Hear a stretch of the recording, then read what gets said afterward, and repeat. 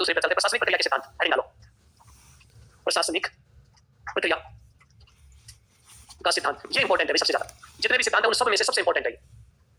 और ये जो सिद्धांत जो दिया गया था किसके द्वारा दिया गया था? हेनरी फियोल द्वारा। तो देखिए सबसे पहले वही परिचय वाली बात करते हैं हम। जनक, पिता या प्रतिपादक हेनरी फियोल।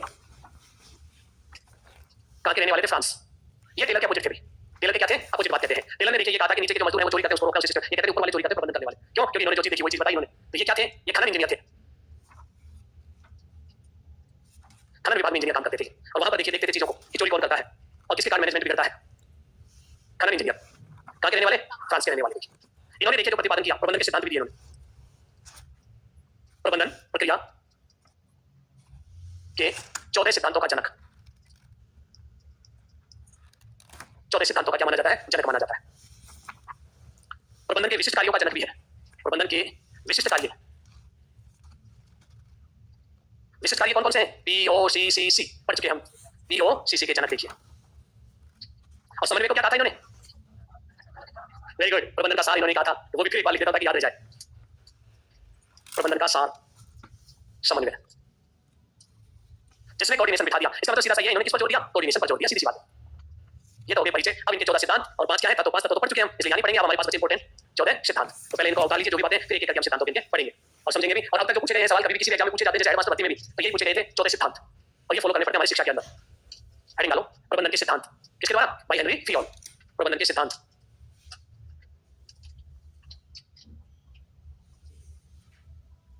यहाँ भी कोई सिद्धांत नहीं है, वही छोटी छोटी बातें हैं। छोटी छोटी क्या है बातें, लेकिन याद रखनी पड़ेंगी आपको भी। नंबर 1, कार्य का विभाजन। यह है पहला सिद्धांत। क्या था इसका भी? कार्य को किसके आधार पर बांटोगे भाई? योग्यता के आधार पर या विशिष्टता के आधार पर? दोनों ही आधार पर। देखिए हम योग्यता का हो या विशिष्टता का हो, जो व्यक्ति जिस चीज के लिए योग्य है उसको वही काम देते हैं। हम देखिए एग्जांपल या कंपनी के लिए तो लेंगे नहीं, शिक्षा के लिए। आप स्कूल के प्रिंसिपल है, आपने देखा कि एक बुजुर्ग टीचर है, 2-4 साल रिटायरमेंट और गांव में नौकरी करते 15 साल हो गए। गांव में देखिए कई पीढ़ियों से जानता है, सबको जानता है ये। आप उसे कंप्यूटर लैब का प्रभारी बना दो तो क्या वो व्यक्ति कर पाएगा? वो कहेगा सब मैं टेक्नोलॉजी का जानता हूं, ये लड़के आए हैं अभी, इनको देखो ये नई चीजें जानते हैं। इसका मतलब अगर आप कार्य का वर्गीकरण गलत कर देते हैं तो लोग कहेंगे आपका मैनेजमेंट फेल, आपको काम करना नहीं आता। आपने व्यक्ति की योग्यता और विशिष्ट गुणों के आधार पर यदि कार्य का बंटवारा कर दिया तो साफ देखिए कार्य बहुत स्मूथली चलेगा और आपको कहेंगे लोग बहुत अच्छा तालमेल बिठा रखा ऑफिस। उस व्यक्ति को क्या काम दे? उस व्यक्ति को तो मामा साहू से संपर्क करने का, स्कूल के लिए चंदा इकट्ठा करने के लिए, घर जाता है नामांकन जोड़ने का काम दीजिए आप उसको। पीटीएम एमटीएम का आयोजन करवाइए, उत्सवों का आयोजन करवाइए, सब लोगों को जोड़ लेगा।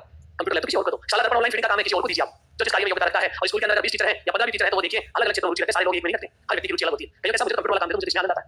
कई को दूसरे काम में आनंद आता होगा, कई को मिड डे मील बनाने में आनंद आता होगा। बहुत सारे लोग होते हैं देखिए जब कोई बात चलती है ऐसे कि चलो आज कुछ कार्यक्रम, कई लोग अपने आप के साथ खाने की जिम्मेदारी लेंगे, मैं करवाऊंगा उसको। क्यों? क्योंकि उसको खिलाने में आनंद आता है। देखिए कई को खाने में आनंद आता है और कई को कमियां निकालने में आनंद आएगा। तो ये क्या है? व्यक्तिगत के अनुसार है और उन चीजों को हमने क्या किया? एक लाइन लिख के चलो, लिखो इसमें योग्यता या विशिष्टता के आधार पर श्रम का विभाजन करना। योग्यता या विशिष्टता के आधार पर श्रम का विभाजन करना, श्रम का विभाजन करना, विभाजन करना। इसीलिए इसे श्रम विभाजन का सिद्धांत भी कहते हैं।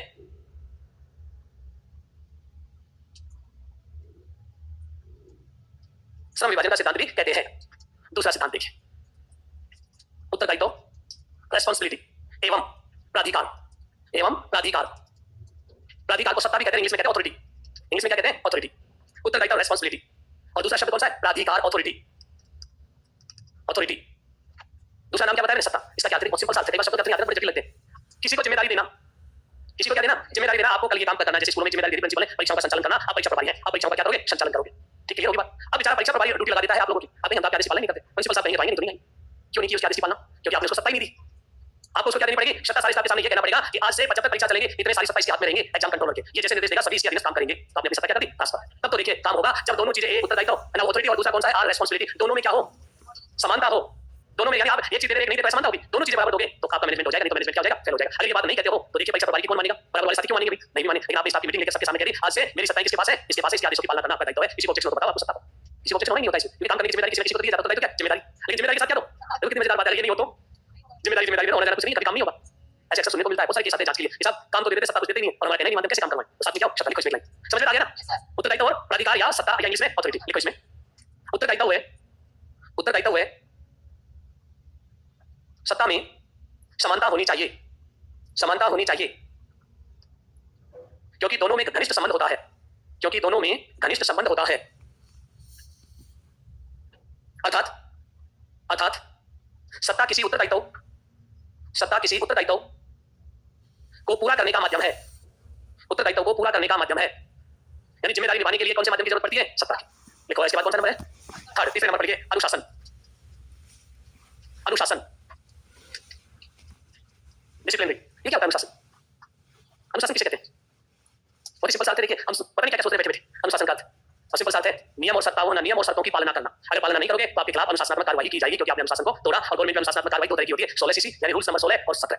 17 देखिए इतना खतरनाक नहीं होता, 16 खतरनाक होता है, टर्मिनेट कर दिया जाता है बर्खास्त। इसलिए इसको दीर्घ शास्त्रीय भी कहते हैं हिंदी में। और 17 को क्या कहते हैं? लघु शास्त्रीय, जिसमें चेतावनी देकर भी छोड़ा जा सकता है, वार्निंग। लेकिन वार्निंग लिखित में होगी, आपकी सर्विस में लाल पेन से लिख दिया जाएगा और हमेशा हमेशा के लिए आप दागी हो जाएंगे कि आपको चेतावनी मिल चुकी है पहले, और दोबारा गलती करी तो फिर सीधे 16 में टर्मिनेट। तो ये कब मिलती है? जब आपको जो नियम और शर्तें बताई गई उनकी पालना नहीं करो। लिखो अनुशासन। कंपनी में भी यही होता है, स्कूल में भी यही होता है, उनकी क्या करनी पड़ती है? पालना। लिखो नियम एवं शर्तों की पालना करना ही अनुशासन है। नियम व शर्तों की पालना करना ही अनुशासन है। अगला लिखो आदेश की एकता, यूनिटी ऑफ कमांड। आदेश की एकता, यूनिटी ऑफ कमांड। इसका क्या अर्थ है? इसका सिंपल सा अर्थ है वन बॉस वन ऑर्डर। ये है इसका मतलब, वन बॉस वन ऑर्डर, यानी एक बॉस और उसके द्वारा क्या दिया जाए? एक ही आदेश। अगर दो बॉस हो जाए तो इसकी जगह देखो, एक बॉस ए एक बॉस बी। अब काम कैसे करो? ये तो कहता पानी लेके आओ, ये कहता चाय लेके आओ, ये कहता ये कागज लाओ, ये कहता इसकी पालना करो, ये कहता पहले ये काम करो। तो कर्मचारी ये जो क्या कहेगा, सब करना क्या पहले डिसाइड करो आप लोग। मैं बैठा हूं आराम से। यूनिटी ऑफ कमांड होना चाहिए ऑफिस के अंदर हमेशा। वन बॉस वन ऑर्डर होना चाहिए। अगर इसकी जगह उल्टा कर दिया तो ऐसा हो गया एक शरीर दो सिर। एक शरीर सिर कितने हो गए? दो। एक बच्चा ऐसा भी है, एक बार ये उस पे टीवी पे आ रही थी, एक बार एक बच्चा उसके दो सिर थे, और दोनों बात करते सिर। अब सोचे इसी मुझे सोना है, दूसरा मुझे तो फिल्म देखनी है, तो क्या करोगे भाई? क्योंकि उसमें आदेश की पालना होगी क्या? शरीर को कौन सा आदेश की पालना करे? एक सिर तो कह रहा है कि सो जाओ, ये कह रहा है कि नहीं मुझे मोबाइल देखना है, तो किसकी पालना करेगा बताओ? ऐसी स्थिति होगी कि दो सिर और एक पालना करने वाला, यानी दो बॉस और उसके बाद एक ऑर्डर, अलग अलग चीजें हो जाती है। तो इसलिए कहावत चलती है दो सिर एक शरीर की कहावत कौन से पर लागू होती है? इसी पर लागू होती है। देखिए इसका मतलब आदेश की एकता, unity of command, one boss one order की पालना हो। लिखो बस इतनी सी बात है, एक आदेश एक बॉस, बॉस का मतलब कौन है? अधिकारी, और एक ही आदेश हो, वन बॉस वन ऑर्डर। दूसरा इसके अपोजिट है यूनिटी ऑफ डायरेक्शन। दोनों बड़े कंफ्यूज हो जाते हैं। अगला देखिए निर्देशन की एकता, निर्देशन की एकता। अगला लिखो आप निर्देशन की एकता, इंग्लिश में है यूनिटी ऑफ डायरेक्शन। इसका क्या होगा? किसी एक ही व्यक्ति द्वारा क्या किया जाता, निर्देशित किया जाता हो, उसमें भी यही था। मेरी गुड़िया बहुत अच्छी बात बताई कि नीचे चाहे कितने कर्मचारी हो, सबके साथ आदेश एक जैसा डिलीवर होना चाहिए, अलग अलग नहीं होना चाहिए। अगर आदेशों में भिन्नता हुई तो आपका प्रबंधन ये नहीं है, मिलने वाला है, इसको कुछ कह दिया, अच्छा ये इसमें बनती नहीं है, मुझे काम लगाता बैठे बैठे, इसलिए इसको अलग आदेश दे दिया। तो क्या मैनेजमेंट चल पाएगा? नहीं। तो इसलिए one head one plan, one head one plan. सबके साथ एक जैसा, एक हेड यानी एक बॉस, और प्लान कैसा हो? एक ही होना चाहिए, प्लान अलग अलग नहीं होना चाहिए, निर्देश अलग अलग नहीं होने चाहिए। तो इसके लिए है one head one plan, unity of direction, one head one plan. अगला लिखो इसमें आता है व्यक्तिगत हित की तुलना में, नंबर 6, व्यक्तिगत हित की तुलना में सामान्य हितों को महत्व। व्यक्तिगत हित की तुलना में, व्यक्तिगत हित की तुलना में सामान्य हित को महत्व। इसका क्या अर्थ है? तो व्यक्तिगत हित नहीं होना चाहिए, कभी भी हित कैसा होना चाहिए? सामान्य हो, सबके लिए जो हित में हो वो निर्णय होना चाहिए, किसी एक व्यक्ति को लाभ पहुंचाने के लिए कोई भी कार्य नहीं हो। इस लाइन से पता लगा। 7वें नंबर पर लिखो परिश्रमिक वेतन, परिश्रमिक, जिसे हम क्या कहते हैं? वेतन। जो परिश्रम मिलता है उसको हम क्या कहते हैं? परिश्रमिक या पारिश्रमिक या वेतन। तो देखिए लोगों को वेतन कैसे मिलना चाहिए? काम के बदले वेतन मिलना चाहिए। जैसा काम करोगे वैसा ही वेतन मिले सबको। एक जैसा वेतन मत आप गधे और घोड़े को एक जैसा दोगे तो लोग क्या सोचेंगे? अरे मैं क्यों काम करूं जब ये काम नहीं कर रहा, तभी वेतन मिल रहा है इसको। तो लिखिए कार्य के अनुसार वेतन दिया जाए, कार्य के अनुसार वेतन दिया जाए, कार्य के अनुसार वेतन दिया जाए, यानी कर्मचारी द्वारा जो सेवाएं दी गई उन सेवाओं का क्या है? ये परिलाभ है एक तरह का। अगला लिखो इसके बाद 8वें नंबर पर केंद्रीकरण,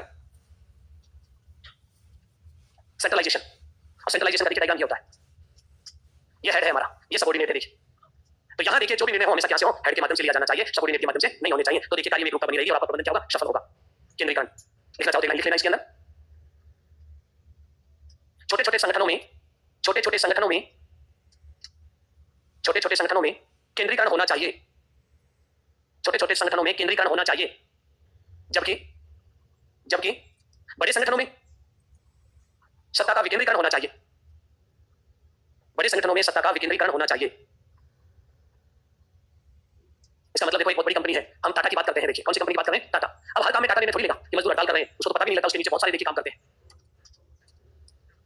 ये क्या है? सत्ताओं का विकेंद्रीकरण, क्योंकि नीचे कितने कर्मचारी बिठा के अपने अपने लेवल पर निर्णय लेते काम को करते हैं। यहाँ तो वही बातें पहुंचाई जाती है जहाँ बहुत नीतिगत निर्णय की बात आ जाती है तब। नहीं तो नीचे जो सीईओ बिठा के, एचओडी बिठा के और फोरमैन बिठा के वो अपने अपने काम को करते रहते हैं नीचे लेवल पर। ये कहाँ सक्सेस है? बड़े संगठन में। बट छोटा सा संगठन और आप ऐसे वर्गीकरण कर दो तो काम में आप सफल नहीं हो पाओगे। छोटे संगठनों में क्या होना चाहिए? केंद्रीकरण, और बड़े संगठनों में क्या होना चाहिए? विकेंद्रीकरण। ये पेपर में पूछा जा सकता है बहुत बड़े संगठन है तो उसके अंदर केंद्रीकरण हो या विकेंद्रीकरण। अब हमारी शिक्षा एक विभाग है, इसमें देखो कितना विकेंद्रीकरण है। एचओडी बिठा रखा है, निदेशक मंत्री जी को पता ही नहीं लगता निदेशक कितने फैसले करता है। फिर जो डायरेक्टर बिठा रखा है वो ब्लॉक लेवल ना उसके अपने जोन के लेवल के काम कर लेता है। फिर डिस्ट्रिक्ट लेवल पर अधिकारी बैठा, वो डिस्ट्रिक्ट लेवल पर संचालित लेता है, फिर ब्लॉक लेवल पर अधिकारी और सबसे नीचे पंचायत लेवल पर आदि समस्याएं वही खत्म हो जाती है। अगर सभी मंत्री जी के पास जाते तो इतना बड़ा संगठन चल पाता क्या? नहीं। तो देखिए बड़े संगठन के लिए हो विकेंद्रीकरण और छोटे के लिए हो केंद्रीकरण। और सबसे इंपॉर्टेंट आता है कौन सा नंबर? लिखो scalar chain. Scalar chain, scalar का मतलब होता है एक पद सोपान, सोपान चैन को इंडियन कहते हैं श्रृंखला, सोपान श्रृंखला। ये बहुत महत्वपूर्ण चीज बताई थी हेनरी फ्योल ने। स्केलर चेन या सोपान श्रृंखला। देखिए हर डिपार्टमेंट में कर्मचारियों और अधिकारियों का पदों का एक सोपान होता है निश्चित। सबसे बड़ा ऊपर, उसके नीचे उससे छोटा, उससे नीचे उसका छोटा। पद सोपान होता है नहीं होता? प्रत्येक संगठन में पदों का एक सोपान होता है। प्रत्येक संगठन में पदों का एक निश्चित क्रम होता है, निश्चित क्रम या सोपान होता है। ये बात है, होता है या नहीं होता है? आप ये बता दो पहले। होता है पदों। अब समझ लीजिए, बाद में उतार लेना इस चीज को। देखिए मैं एक पद सोपान का चित्र बना रहा हूं यहाँ। अधिकारी ए, अधिकारी बी, अधिकारी सी, अधिकारी डी। ठीक है, अधिकारी बी, अधिकारी क्यू, अधिकारी आर, अधिकारी एस। ये एक पदों का सोपान है। यहाँ से यहाँ बढ़ते हुए देखो ऊपर की ओर बढ़ते हुए अधिकारियों का एक सोपान बनाकर। अगर इसको कोई समस्या है तो ये इसको कहेगा, इसको कहता है। इसको कोई समस्या है तो इसको कहता है। कोई व्यक्ति डायरेक्ट ए इसके पास नहीं जा सकता डी के पास। यानी यहाँ देखिए पदों का सोपान क्या था? प्रिंसिपल, उसके बाद डीओ, डीओ के बाद हमने लिखा था डीडी, डीडी के बाद लिखा था जेडी। ये पदों का है। अगर देखिए स्कूल के अंदर किसी टीचर को प्रॉब्लम होती है तो वो अपने प्रिंसिपल को बताएगा। प्रिंसिपल न्याय नहीं करता है तो फिर उच्च अधिकारी करने जाएगा, वैसे पूछ कर जाएगा कि सामने वहां जाऊं क्या। और जब यहाँ भी न्याय नहीं होता तो फिर ऊपर जाएगा। यदि कोई व्यक्ति ये टीचर डायरेक्ट यहाँ पूछेगा, मान लीजिए वहां जाते देखिए अधिकारी के मूड के ऊपर है, जाते पूछेगा आपने नीचे के अधिकारियों को अवगत कराया क्या? उसने कह दिया नहीं, तो नोटिस दो इसको। पदानुक्रम किसी बनाए हैं ये? ऐसे तो हर कोई यहाँ पूछ जाएगा तोड़ के। फिर ये तो कौन हो गई अधिकारी? तो इनको किसी बताया सरकार ने पदानुक्रम कभी नहीं तोड़ सकते कर्मचारी। पहले से आपको लाइफ में बता रहा हूँ, कभी भी किसी भी प्रकार की चीजें हो जाए सिस्टमेटिक चलना। अगर देखिए मूड पर निर्भर पड़ता है तो उल्टा फंस जाओगे, अपनी समस्या लेके साथ में एक समस्या और लेके आओगे और चक्कर काटते हुए इसका इलाज करो। इसलिए मैं आपको बता रहा हूं पदानुक्रम बहुत बड़ी चीज होती है। जिन व्यक्तियों के अपने अधिकारों का पता होता है ना, ऑफिसर्स को, वो सारे अधिकारों को चलाना जानते हैं। और जिनको नहीं पता होता है कि मेरे अंदर कितनी शक्ति है, वो शक्तियां चाहे सारी भर दो, चाहे कलेक्टर की कुर्सी पे बैठा दो, तो भी वो कलेक्टर के काम नहीं कर सकता, क्योंकि उसको अपने अधिकारों का पता नहीं होता है। लेकिन जिस व्यक्ति को पता होता है वो व्यक्ति देखिए उस चीज को बहुत अच्छे से जानता है। तो यहाँ पर भी पदों के क्या बताए गए? कम बताए गए हैं। पदों के क्या बताए गए? कम। अब देखो एक चीज, ऐसे अगर कोई कागज जाता है और फिर यूं आता है ये कागज एक टेबल से दूसरी टेबल, एक अधिकारी से दूसरे, समय बहुत ज्यादा लगता है। समय क्या लगेगा? अधिक लगेगा। देखो समय अधिक, समय क्या लगा? अधिक। और भ्रष्टाचार भी अपने एक टेबल से दूसरी टेबल कागजों को खिंचवाओगे, वही बोला राम की जी वाली बात, समय अधिक। और इसके अंदर भ्रष्टाचार की प्रवृत्ति भी डेवलप हो सकती है। अब देखिए कई बार देखिए जल्दी काम करवाने के लिए हेनरी फ्योल ने एक नई चीज बताई, एक रास्ता बनाया, एक सेतु बताया, एक पुल बताया, और उसका नाम है गैंग ब्लॉक। क्या कहते हैं? Gang block. और गैंग ब्लॉक होता क्या है? एक सेतु है। ये सेतु है पुल एक जोड़ने का। देखो इस अधिकारी को इससे काम था, अब ऐसे चल के आएगा तभी पहुंच पाएगा इस तक। तो क्या ये व्यक्ति इससे सीधा रास्ता जोड़ सकता है? समय भी बच जाएगा, भ्रष्टाचार भी बच जाएगा, जोड़ सकता है। और इसी को हम क्या कहेंगे? गैंग प्लॉन्ग। क्या है गैंग प्लॉन्ग? एक लकड़ी का फट्टा होता है जो नाव में रखा रहता है। नाव को किनारे पे जब आती है, बाद में उस फट्टे पर से चढ़कर नीचे आता है और फिर उस फट्टे पर हटा दिया जाता है। सेतु था, धरातल पर आने का, नाव को जोड़। ऐसे ही इस अधिकारी को यहाँ से जोड़ने का एक सेतु, जिसको हमने क्या नाम दिया है? गैंग प्लॉन्ग। गैंग प्लॉन्ग में होता क्या है? पहले ये व्यक्ति अपने उच्च अधिकारी से बात करेगा, साहब मेरा उससे काम है, आज से आप परमिशन दे तो मैं उससे संपर्क कर सकता हूँ। उच्च अधिकारी से परमिशन लेगा और लेकर उस अधिकारी से, अब ये देखिए संपर्क तो कर लिया, लेकिन ये अपने उच्च अधिकारी से पूछेगा, ये अपने उच्च अधिकारी से करेगा बातचीत, सर ऐसे लेकर आया हुआ है, आप बताओ क्या जवाब दूं उसका। आप चाहे आप ले सकते हैं, मुझे कहो तो मैं इसका जवाब दे सकता हूं। अकेला कोई निर्णय नहीं ले सकता, ये तो भ्रष्टाचार आ जाएगा। दोनों किसी पकड़ नहीं सकते, कोई भी। इसे कुछ अधिकारी को अवगत कराना, उससे परमिशन लेकर इस काम को किया जा सकता है। और इस विधि को क्या कहा जाता है? गैंग प्लॉन्ग। आप लोगों से पूछा जाए गैंग प्लॉन्ग क्या है? एक सेतु है, समान पदानुक्रम वाले लोगों को जोड़ने का। क्या है? सेतु। और फिर आपसे पूछा जाए बताओ अकुशलता को, समय अधिक को, इनकी बर्बादी को रोकने के लिए क्या काम में लिया जाता है? गैंग प्लॉन्ग। ये हेनरी फ्योल का क्या था? Scalar chain. अब लिखो आप, स्केलर चेन अपने उसका नाम था बिंदु का, इनमें दूसरा नाम क्या था? सोपान श्रृंखला। सोपान क्या होते हैं मैंने बता दिया, प्रत्येक संगठन में पदों का एक निश्चित क्रम होता है, उसी को हम क्या कहते हैं? सोपान श्रृंखला कहते हैं। उसी को हम क्या कहते हैं? सोपान श्रृंखला कहते हैं। अब ये चित्र बना लो इसके बाद, और इसका नाम ले लो गैंग प्लॉन्ग। क्या नाम है इसका? ये है। अब ये क्या है? ये मैं दिखा दूंगा। हाँ जी, परमिशन लेके किया गया है समय बचाने के लिए। कई बार आवश्यक परिस्थितियां होती है, ऐसे चैनल से जाएंगे, समय बहुत ज्यादा और काम अति आवश्यक है, जल्दी किया जा सकता है उसको समय पर। इसलिए ये एक रास्ता है, सेतु है। ये जरूरी नहीं है इसको अपनाया जाए, लेकिन ये क्या है? सेतु है, कैसे भी काम हो सकता है। बनाया चित्र, लिखो तो इसके अंदर एक लाइन लिखो, गैंग प्लॉन्ग, सीधा संपर्क करना, सीधा संपर्क करना। गैंग प्लॉन्ग का लिखो, सीधा संपर्क करना। दूसरी लाइन में लिखिए, इसके माध्यम से, इसके माध्यम से लाल फीता शाही, लाल फीता शाही, लाल फीते में जो फाइलें बांधते हैं बाबूजी, लाल फीता शाही में समय की बर्बादी को रोका जा सकता है। समय की बर्बादी को रोका जा सकता है। समय की बर्बादी को रोका जा सकता है। अगला लिखो 10वें नंबर पर व्यवस्था। अगला बिंदु कौन सा था अपना? व्यवस्था। इंग्लिश में कहा गया है ऑर्डर। व्यवस्था को क्या कहा गया अंग्रेजी में? ऑर्डर। लिखो इसमें एक लाइन, प्रत्येक व्यक्ति व वस्तु का, प्रत्येक व्यक्ति व वस्तु का एक निश्चित स्थान या व्यवस्था होती है। प्रत्येक व्यक्ति या वस्तु का एक निश्चित स्थान या व्यवस्था होती है, व्यवस्था होती है। क्योंकि व्यक्ति को एक काम बता दिया जाता है, जैसे आपको बता दिया आपको इस कमरे में बैठना है, या आपकी निश्चित टेबल है। ऐसे नहीं होना चाहिए कि आपको अपनी कुर्सी का नहीं पता, आज इस पे बैठ के काम करेगा, दूसरे कंप्यूटर पर, दूसरे पे, तो आप क्या उनकी केयर करेंगे उन संसाधनों की? कभी नहीं करेंगे। लेकिन निश्चित व्यवस्था होनी चाहिए, व्यक्ति के बैठने की और सामान को रखने की एक व्यवस्था हो। 11वें नंबर पर लिखो, इक्विटी, समानता। इक्विटी, समानता। हाँ जी, समानता का मतलब सीधा सा कर्मचारियों में किसी प्रकार का भेदभाव नहीं होना चाहिए, सबके साथ कैसा व्यवहार हो? समानता लिख लो, सभी के साथ समानता का व्यवहार हो। समानता लिख लो, सभी के साथ समानता का व्यवहार हो। बारहवां लिखो इसके बाद, कार्मिकों के कार्यकाल का, कार्मिकों के कार्यकाल का, कार्यकाल का स्थायित्व होना। कार्मिकों के कार्यकाल का स्थायित्व होना, स्टेबिलिटी, स्थायित्व होना। इसका मतलब सीधा सा है, अगर किसी व्यक्ति को देखिए अस्थायी रूप से लगाया जाता है तो उसके डर मन में ये रहता है कब हटा दें यहाँ से, इसलिए वो हमेशा दूसरी जगह तलाशता रहता है। उसका ध्यान क्या रहता है? यहाँ से पता नहीं कब हटा दे दूसरी। अगर व्यक्ति को स्थायी कर दिया जाता है, परमानेंट कर दिया जाता है, तो उसको ये लगता है मुझे जीवन भर यही काम करना है और ये मेरी रोजी रोटी है, यहीं पे रहना है, मुझे तरीके से रहना है। तो कभी भी कार्यकाल की क्या नहीं होनी चाहिए? स्थायित्व नहीं होनी चाहिए, हमेशा कार्य की क्या होनी चाहिए? स्थायित्व। स्थायित्व का मतलब परमानेंट कर्मचारी होने चाहिए आपके पास काम के लिए। हाँ जी, हेनरी फ्योल कहते हैं आप विरोध कर सकते हैं, तो ये तो किनके विचार है? 14 हेनरी फ्योल माने तो ठीक, नहीं माने तो ठीक। उन्होंने जब कहा कि मेरा मानो, वो तो ये कहते हैं कि अगर इन 14 नियमों की पालना करोगे तो आपका संगठन अच्छा चलेगा। उन्होंने जैसा देखा वैसा लिखते हैं, उन्होंने अपनी किताब में लिखा इन चीजों को, जो चीजें उन्होंने देखी व्यक्तिगत रूप से, क्या थे वो खनन विभाग में इंजीनियर, उन्होंने जो चीजें देखी लिखी ऐसा ऐसा करने पर अच्छा प्रबंधन होगा। ये तो हम विरोध, ये तो हम कर ही नहीं रहे, हम तो उनके विचारों को पढ़ रहे हैं। सहमत है या असहमत हो बात की वाली? 13वां, कार्य की पहल, इनिशिएटिव। तो देखिए जो प्रबंधक होता है उसको हमेशा कार्य की क्या करनी चाहिए, पहल करनी चाहिए ताकि सभी लोग उसके पीछे पीछे काम को करें। लास्ट लिखिए सहयोग की भावना, सहयोग की भावना। इसका सीधा सा मिलजुल के काम करना, मिलजुल के काम करना। बस ये दो ही सिद्धांत थे थोड़े से बड़े, एक तो विज्ञान वाला और दूसरा कौन सा था हेनरी फियोल के चौथे सिद्धांत। बाकी तो छोटे छोटे हैं, दो लाइनों के जो याद करने। देखिए आप चलते नौकरशाही, नौकरशाही का सिद्धांत।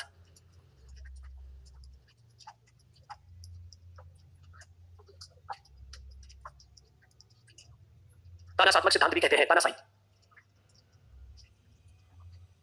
अब देखिए नौकरशाही शब्द क्या है ये, अंग्रेजी में क्या कहते हैं, ब्यूरोक्रेसी। अंग्रेजी में क्या नाम इसका, अंग्रेजी ब्यूरोक्रेसी। दो शब्दों से मिलकर बना है। देखो ब्यूरो शब्द लैटिन भाषा में, और लैटिन भाषा में इसका अर्थ होता है जो बच्चों की टेबल होती है ना उसकी डेस्क, जिसको किताबें वगैरह रखते हैं हम, जहां बैठे हो आपके सामने ये क्या डेस्क, तो डेस्क को कहा था इन्होंने, देखिए ब्यूरो। लेकिन फ्रांसीसी भाषा में देखिए, फ्रांसीसी भाषा में डेस्क को नहीं कहा जाता, मेज का कपड़ा। बात तो वही है। फ्रांसीसी भाषा में देखिए ब्यूरो किसको कहा जाता है, मेज के कपड़े को। और लैटिन भाषा में हम क्या कहते हैं, बच्चा जिसके ऊपर अपनी कॉपी किताब रखकर पढ़ता है उसको उसकी क्या कहते हैं, डेस्क कहते हैं। जैसे आपके लिए क्या है डेस्क, जहां पर बालक अपने टास्क को पूरा करता है वही क्या है, डेस्क। दूसरा देखिए फ्रांसीसी भाषा में मेज का कपड़ा, मेज पोश। मेज का कपड़ा क्या कहलाता है, मेज पोश। जिसके ऊपर कार्य करता है, अपने विषय की करने की बात कर रहा है, बिना कपड़े की बात कर रहा है। तो इसलिए देखिए दूसरा शब्द कौन सा, कृषि। कृषि का मतलब शासन, कृषि का क्या है, शासन। यानी कोई ऐसा अधिकारी सामने मेज लगाकर शासन करे वही है ब्यूरोक्रेट। और टेबल अधिकारी, एक टेबल लगी होती है उसके पीछे अधिकारी बैठा है, वही से ऑर्डर निकालता है, उसी को हम क्या कहते हैं, ब्यूरोक्रेसी। ब्यूरोक्रेसी का होता है किसी भी संगठन में पदों का क्रम, अधिकारियों का नीचे से लेकर ऊपर तक जो अधिकारी होते हैं सबको कहा जाता है ब्यूरोक्रेट्स, उसी से बना ब्यूरोक्रेसी। लिख लो आप पहले शब्द क्या लिख लीजिए, फिर बात कर लेते हैं इसके अर्थ की। ब्यूरो का अर्थ लैटिन और फ्रांस भाषा में दो में, और कृषि का अर्थ शासन। लिखो ब्यूरोक्रेसी का अर्थ दोनों को जोड़ के लिखो, ब्यूरोक्रेसी का अर्थ अधिकारियों का शासन, अधिकारियों का शासन अर्थात प्रशासनिक अधिकारियों का समूह, अर्थात प्रशासनिक अधिकारियों का समूह या संगठन।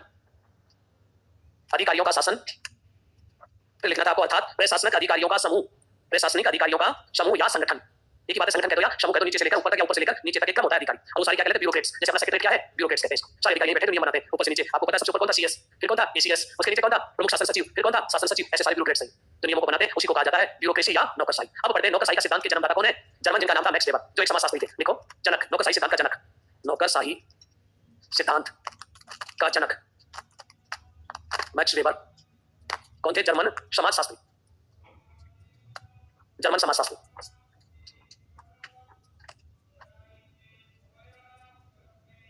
क्या कहते थे ये एक बात कहते थे, देखिए मैक्स वेबर, सत्ता की, सत्ता का दूसरा नाम क्या बताया, प्राधिकार या प्राधिकार, ऑथोरिटी। इन्होंने बताया ऑथोरिटी का अर्थ नियंत्रण करने की शक्ति। जिसके अंदर ये ऑथोरिटी होती थी, जिसमें पावर होती थी, जो समाज को नियंत्रित करते थे, वो लोग कौन थे, हायर ऑथोरिटी, सत्ताधारी हुआ करते थे। सत्ताएं तीन प्रकार की होती थी। एक तो उन्होंने बताया देखिए परंपरागत सत्ता, परंपरागत सत्ता ये होती है कि राजा है तो सब लोग उसको क्या करते हैं, उसके भक्त हो जाते हैं राजा के, ये परंपरागत ऑथोरिटी। दूसरा करिश्माई, कोई जादूगर जैसे भगवान श्री कृष्ण अलग अलग लीलाएं दिखाया करते थे, करिश्माई व्यक्ति थे तो लोग उसके अनुयायी हो जाते हैं अपना। एक होती है वैधानिक, जैसे कलेक्टर कैसा है, ना तो परंपरागत है और ना कोई करिश्माई है। वैधानिक हमारे संविधान में या कानून द्वारा जो सत्ता दी जाती है वो कहलाती है वैधानिक, और इसी सत्ता को उन्होंने नौकरशाही कहा। बात भी सही है, जो अभी मेरे प्रशासनिक अधिकारी जो बताए वो सब क्या है, वैधानिक तो है, कानूनी सत्ता इनको मिली हुई है, तो इन्होंने सबसे ज्यादा फोकस इसी पे किया था। लिख लो आप इसमें एक लाइन, मैक्स वेबर के अनुसार सत्ता या प्राधिकरण तीन प्रकार का होता है। सत्ता या प्राधिकरण इंग्लिश में ऑथोरिटी तीन प्रकार की होती है, तीन प्रकार की होती है। जैसे नंबर एक परंपरागत सत्ता, नंबर एक परंपरागत सत्ता, और परंपरागत सत्ता का मतलब राजा के प्रति जैसे लोग क्या रहते हैं, वफादार। दूसरा करिश्माई सत्ता, ये ईश्वर द्वारा दी जाती है, करिश्माई सत्ता तो कहां से होती है, ईश्वर द्वारा होती है। तीसरे नंबर पर कानूनी या वैधानिक, कानूनी या वैधानिक सत्ता। इसी सत्ता को मैक्स वेबर ने नौकरशाही कहा, इसी सत्ता को मैक्स वेबर ने नौकरशाही कहा। और नौकरशाही क्या है, प्रशासनिक अधिकारियों के पदों का एक क्रम जिसमें उच्च पद से निम्न पद की ओर, उच्च पद से निम्न पद की ओर क्या दिए जाते हैं, आदेश। इस क्रम को उन्होंने नौकरशाही कहा था।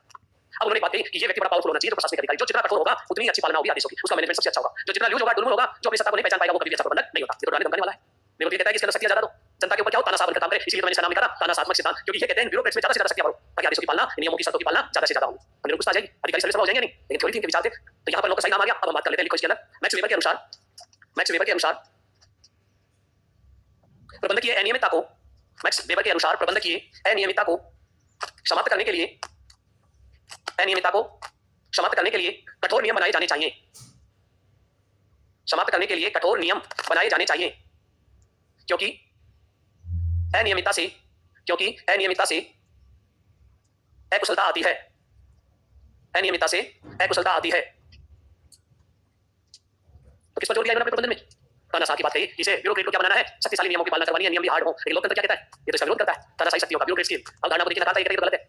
इसीलिए देखिए इनकी जगह जोर किस पर दिया जाने लगा, मानवीय संबंध और व्यवहार पर। इनका विरोध हुआ इन चीजों का, या तो इंसान को मशीन बना दिया, आदेशों की पालना करे बस मशीन की तरह काम करे इंसान, तो इनका विरोध हुआ एक नया उपागम आता है जिसका नाम है मानवतावादी अवधारणा। और मानवतावादी अवधारणा में कितनी विचारधाराएं चल रही हैं, तो विचारधाराएं। तो लिखो इसके बाद अगली अपनी विचारधारा थी मानवतावादी विचारधारा। मानवीय संबंध, अगला सिद्धांत कौन सा आता है, मानवीय संबंध का सिद्धांत।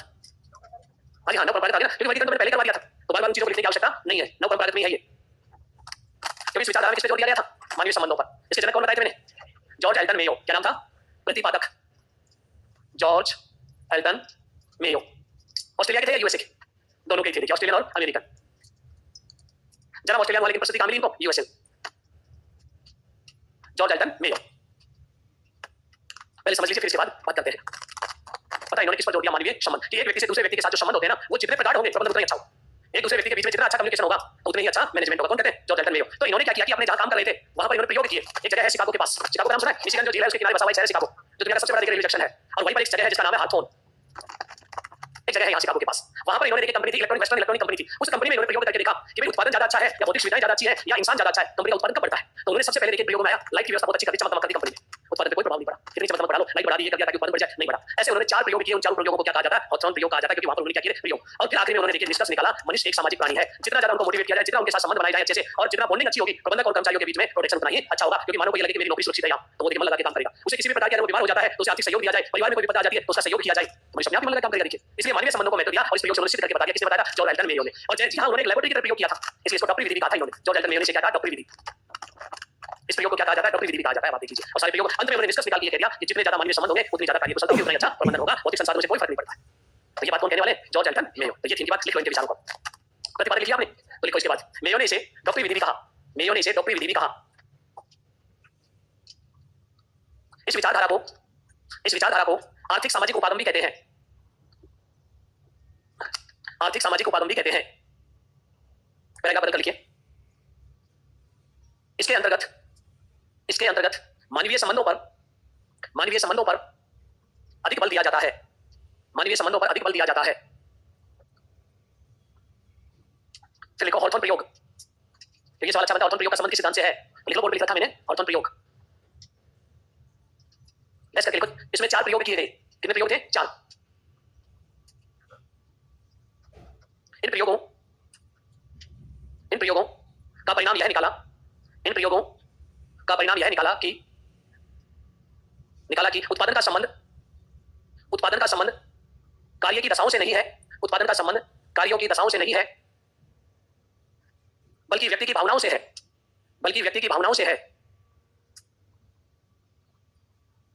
क्योंकि मानव आर्थिक के साथ साथ सामाजिक प्राणी भी है। उसे मशीन नहीं समझा जाना चाहिए। याद करने के लिए 2 ही चीजें हैं, मानवीय संबंधों के जनक कौन थे, दूसरा इसमें जोर किस पे दिया गया, मानवीय संबंधों पर जोर दिया गया। एक प्रयोग का नाम याद रख लेना जिसका नाम क्या है, हॉथॉर्न प्रयोग, और कुछ नहीं है याद करने के लिए, क्योंकि ये छोटी-मोटी लाइनें तो लिखवाई जाती है ताकि घर पे आप इनको पढ़ सके, बाकी कुछ भी नहीं है। और कल पढ़ते हैं व्यवहारवादी सिद्धांत इसका।